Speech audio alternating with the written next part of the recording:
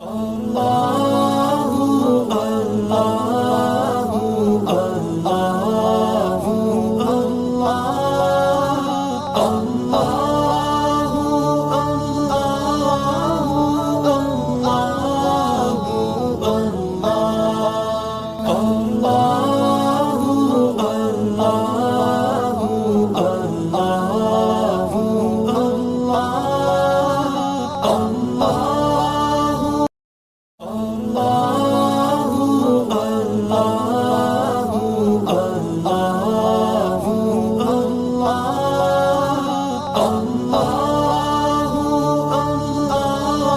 ہے حضرت، بحیثیت مسلمان ہم کوئی ایسا عمل نہیں کر سکتے جو قرآن و حدیث سے ثابت نہ ہو. کیا تصوف قرآن و حدیث سے ثابت ہے؟ ہاں، تصوف بالکل قرآن و حدیث سے ثابت ہے. تصوف میں ہم کیا کرتے ہیں؟ ہم کہتے ہیں آپ میں تکبر نہیں ہونا چاہیے، ہم کہتے ہیں آپ میں حسد نہیں ہونا چاہیے، ہم کہتے ہیں آپ جھوٹ نہ بولیں، ہم کہتے ہیں آپ صلہ رحمی کریں، ہم کہتے ہیں آپ لوگوں کے لیے خیر کے کام کریں، ہم کہتے ہیں آپ خالص اللہ کی رضا کے لیے صدقات کریں، خالص اللہ کی رضا کے لیے عبادات کریں. اس میں سے کون سی چیز ایسی ہے جو کہ قرآن و حدیث سے ثابت نہیں؟ ہم اسے تصوف کا نام دیتے ہیں، آپ تزکیہ کا نام دے دیں، آپ کسی اور چیز کا نام دے دیں. یہ تصوف اور اسلام میں، تصوف اور شریعت میں تو کوئی بعد ہے ہی نہیں. ہاں، آپ یہ کہہ سکتے ہیں کہ فن تصوف جو ہے تو وہ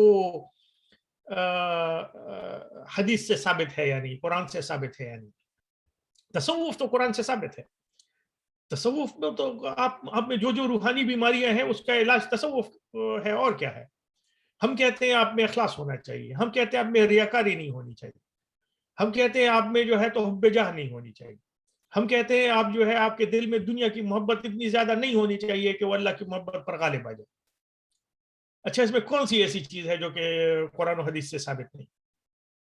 ہر لفظ اس کا قرآن و حدیث سے ثابت ہے.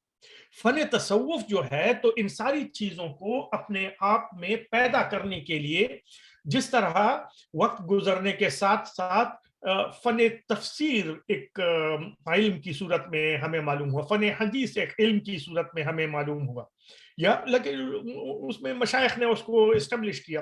جیسے فن علم الکلام جو ہے تو ایک علم کی صورت میں اسٹیبلش ہوا، جس سے حدیث کی تدوین میں ہمیں فائدہ ہوا فن حدیث کے ذریعے، قرآن کی تفسیر میں ہمیں فائدہ ہوا فن تفسیر کے ذریعے. اسی طرح جو ہے تو آرگومنٹیشن کو آرگنائز کرنے کے لیے فن علم الکلام بنا.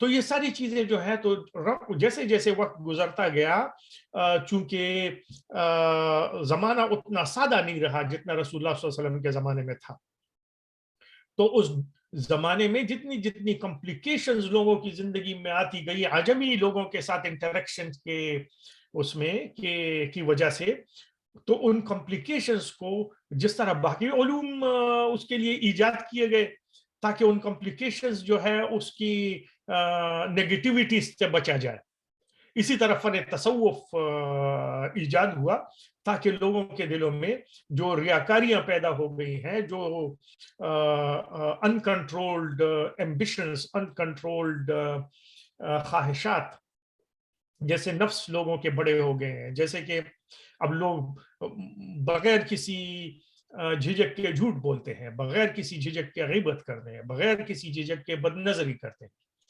یہ جتنے بھی گناہ ہیں وہ لوگ بڑے بغیر کسی جھجک کے کرتے رہتے ہیں. تو اب اس کو کیسے یعنی ہم لوگوں میں وہ خصوصیات پھر سے پیدا کریں، اس کے لیے فن تصوف ایجاد ہوا.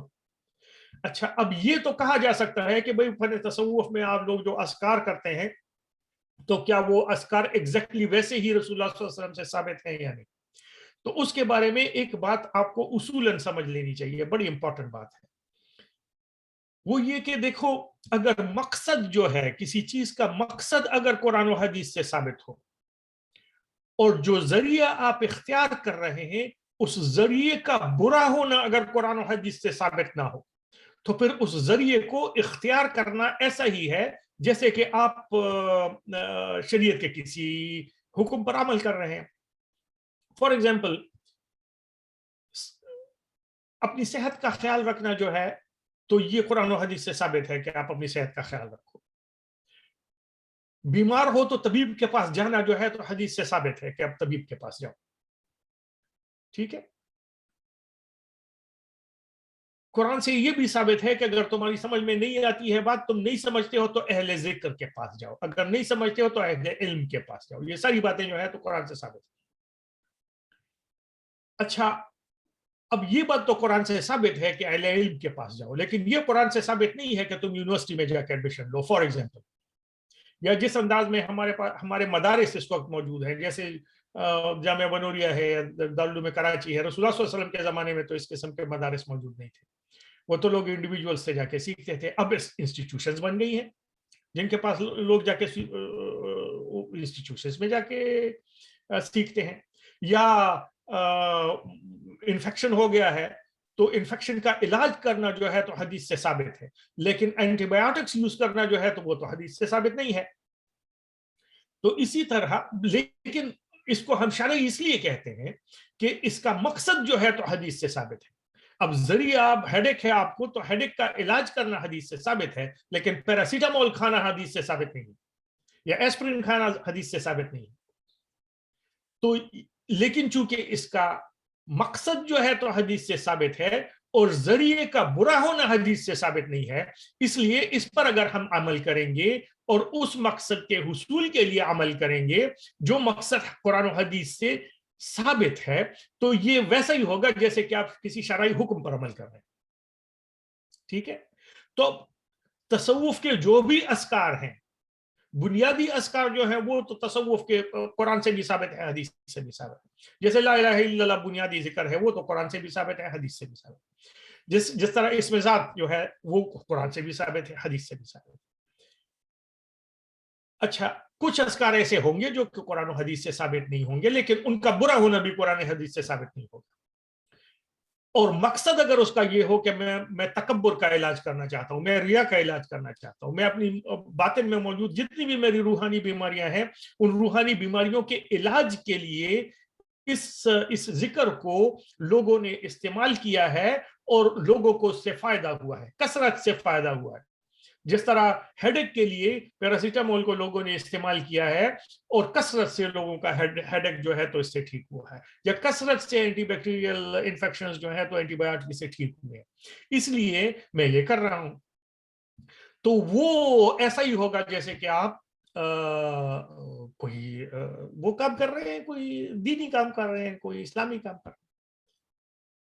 तो ये सारी इस बात को थोड़ा सा समझने की जरूरत है। इसको लोगों ने चूंकि समझा नहीं है तो अजीब गरीब किस्म की बातें जो है तो आप कभी कभी सुना करेंगे लोगों से।